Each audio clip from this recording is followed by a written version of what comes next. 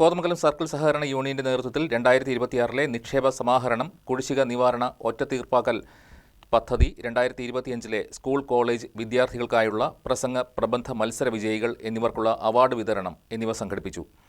Circle സഹകരണ union chairman K Sivan award വിതരണം നിർവഹിച്ചു.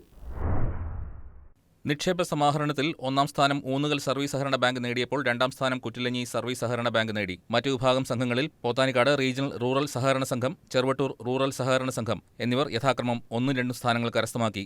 വനിതാ സഹകരണ സംഘങ്ങളിൽ 1ാം സ്ഥാനം കോതമംഗലം വനിതാ സഹകരണ സംഘം നേടി. 2026 കുടിശ്ശിക നിവാരണ ഒറ്റത്തവണ തീർപ്പാക്കൽ പദ്ധതി മികച്ച രീതിയിൽ നടപ്പാക്കിയതിൽ 1ാം സ്ഥാനം കുത്തുകുഴി സഹകരണ ബാങ്ക് നേടിയപ്പോൾ 2ാം സ്ഥാനം കോതമംഗലം സഹകരണ ബാങ്ക് നേടി. സർക്കിൾ സഹകരണ union chairman K Sivan award വിതരണം നിർവഹിച്ചു. യൂണിയൻ അംഗം AS ബാലകൃഷ്ണൻ അധ്യക്ഷനായി. യോഗത്തിൽ സഹകരണ ബാങ്ക് പ്രസിഡന്റുമാരായ MS Paulose, KK Varghese, Eldhose Paul, PR Potti, Eldho Paul, PK Rasheed, Pareed, Aliyar, Shobha Surendran, Milma director PS Najeeb, IB കേവീദ് തുടങ്ങിയവർ സംസാരിച്ചു. സർക്കിൾ സഹകരണ യൂണിയൻ സെക്രട്ടറി K സുനിൽ സ്വാഗതവും യൂണിയൻ അംഗം KK ബിനോയ് നന്ദിയും രേഖപ്പെടുത്തി.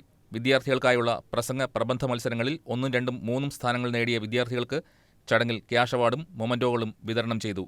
News desk KCV news.